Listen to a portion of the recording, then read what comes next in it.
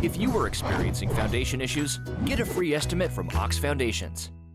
I contacted Mayor Heigl late yesterday and invited him to be on with us this morning to talk about the declaration that was let yesterday with the city of Sylacauga and the declaration of state of emergency. Mayor Heigl joins us this morning. Mayor, good morning to you. I know it's a very busy time for you, but thanks for joining us. Well, good morning, Jimmy Dale. It's a pleasure to be here and inform the people what's going on and let them know the protective steps that we are taking for the benefit of our citizens. Yesterday, it's been a whirlwind month now, it seems like.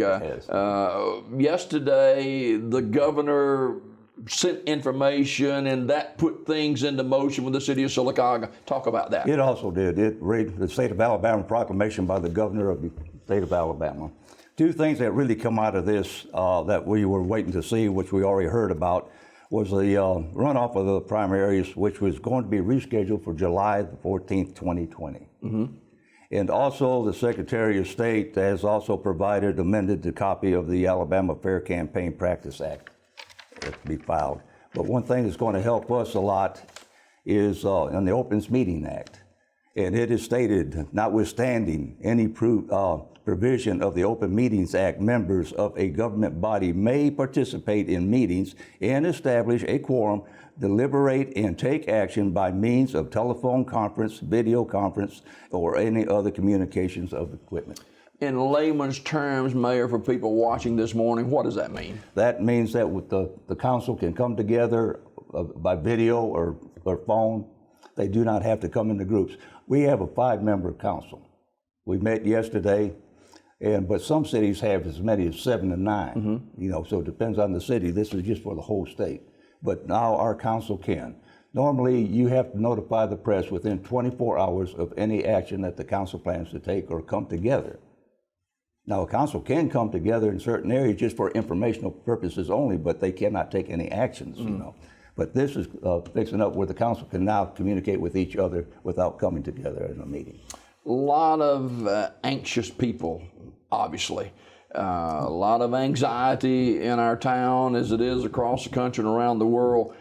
This declaration yesterday of state of emergency, what does this mean? It means that we're going to take another step to try to control this virus. Restaurants and all are asked that they will not accumulate into the restaurants, but you will be able to go through drive-thrus. Drinking establishments and other people are discouraged from bringing any groups in there. Curbside service, deliveries, all this is very possible. But the main thing is that right now the government says 25 people gathering in any one place. Some areas you need to be at 10. Now your nursing homes, your long-term care areas are closed to the public and visitations. Nursing homes, this has been going on for all week before this declaration even came out. Also, the hospitals, they are restricted. You do not have the what they call them, the pink ladies. Mm-hmm. They're not working this week. These are all precaution areas, And as you heard from Mr. Glenn Sisk, I think the doctors, the hospitals, they have the test equipment. 3 things you need to look for is a fever of 100.4, dry coughing, or shortness of breath. Contact your primary care doctor immediately. Sylacauga Mayor Jim Heigl, our guest this morning. The state of emergency here in Sylacauga, effective yesterday.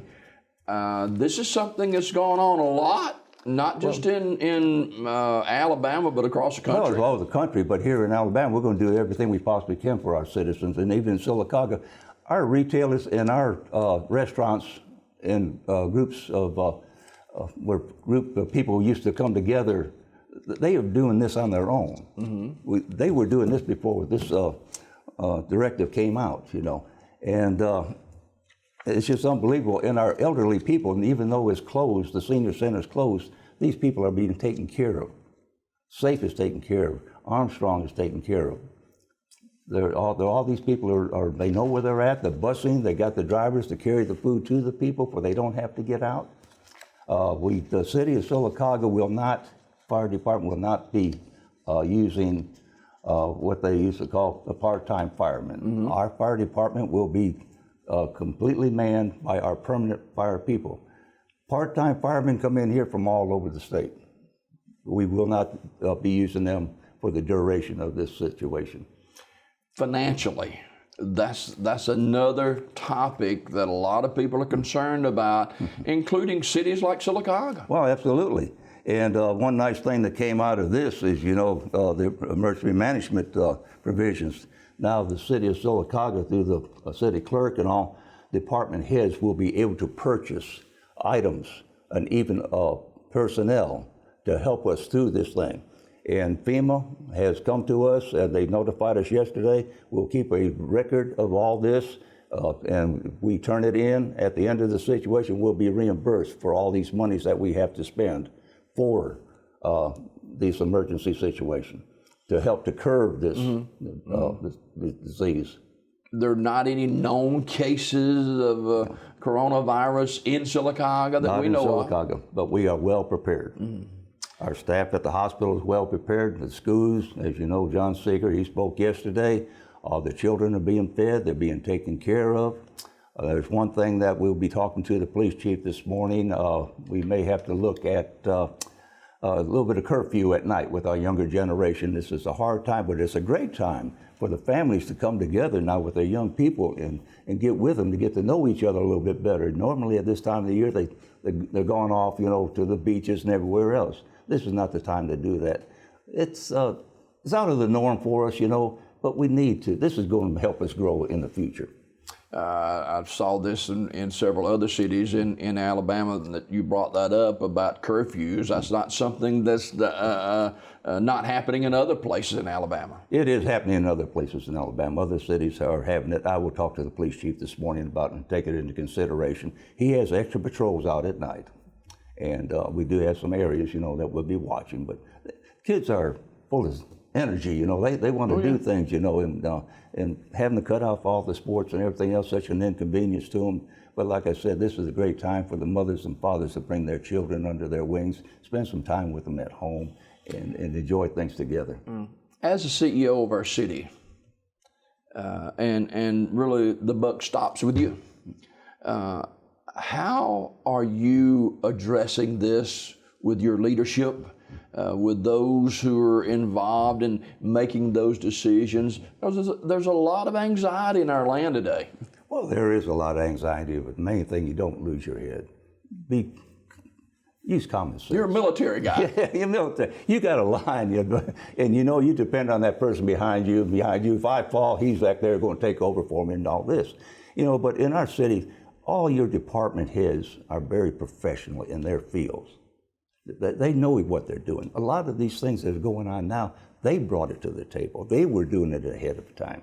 Just like the restaurants like Jack's and McDonald's and whoever, they put their chairs up on the table and they have drive-through. They've done all this before this even came out. People are working together. And the main thing, it's a lot of inconveniences out of the norm for our type of lifestyle and everything else, but we'll get through it. And all we have to do is work together. One thing that could adversely affect us, other than health issues, is if restaurants are closing their inside restaurant, and that's some restaurants are closed, and that affects personnel and that affects jobs. Well, it does, and what the president's doing in that line, in that respect, and everything else. But Piggly Wiggly's are open, but.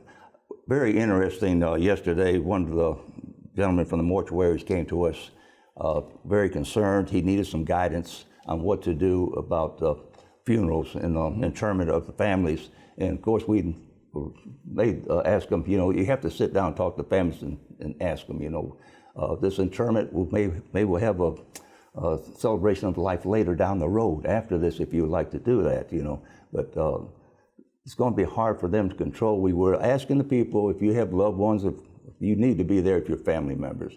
But if your neighbors and all, please send them a card, run in, sign the book, and leave. Or either that, every mortuary, I believe, has a website where you can go in there and type in your name and pay your respects in that manner, Sylacauga Mayor Jim Heigl, our guest this morning. The directive of the mayor came down yesterday and state of emergency for the city of Sylacauga. And it does open up opportunities for Sylacauga to get emergency funding. And that is a good thing. Very because good. there are situations out there in our country today that are available in times like this that can be used. Mm-hmm. Well, absolutely. Our funds, don't worry about our funds. That money's nothing. We want to take care of our people. That fund, the money will be there. It's going to be there, and it's going to come down the pike later on. The government has already promised that. FEMA's already notified us of that. Money is immaterial right now. Our health and well-being and protecting our citizens. That's what's important today. And we can do this. All you have to do is just use general hygiene. Keep your hands clean. Keep them away from your eyes, nose, and mouth. And also, this is pollen season, so you need to watch out. People are going to have runny eyes, runny nose, coughing and sneezing, but don't mix that up with the symptoms of the virus. Anybody that's coughing doesn't have the disease. They don't, but it's best to stay away from them anyway. Yeah. I mean, just common sense, you know. It's just like a common cold, you know. But do watch out for fevers above 100.4. Watch out for dry coughing, and also shortness of breath. If you have any of these symptoms, please call your primary care doctor right away. Two other things before we go this morning. The 25 number is the number that we're looking at as far as groupings of people. And I guess the number one thing that jumps out to me on this is churches. It is the churches. I've had talked to 2 or 3 of the ministers. They were asking for guidance, and what we can tell them exactly what I'm telling you now, that the moratorium is on 25. How they want to split their churches up, they could maybe divide it up, have 2 or 3 short services throughout the morning or something, you know. But prayer is very important. By the grace of God, we're going to make it through this. And seniors, our senior population, we've got a large number of seniors in our city. We absolutely do, and they're being taken care of. They need to stay at home. We know where they're at. Safe is there. Jim Armstrong's there. They're being maintained. They're being fed. Everybody knows. This is a great thing about this situation here. Is hard as it is to being outside of our normal lifestyle here, people are coming together and they're helping each other. Not directly going there and putting their hands on them, hugging, all that, but they're keeping in touch with them. They're finding out what their needs are, and that's what we all need to do. Not a bad thing at all. Not a bad thing at all. Before we let you go this morning, the 25 people or more in gatherings of any size, and the consistent 6-foot distance between persons, and this is prohibited. Now, let's just say that we have an issue with, we're just not going to do this. Is there teeth in this that you can use? For the benefit of the population as a whole, yes. Okay. We have no choice.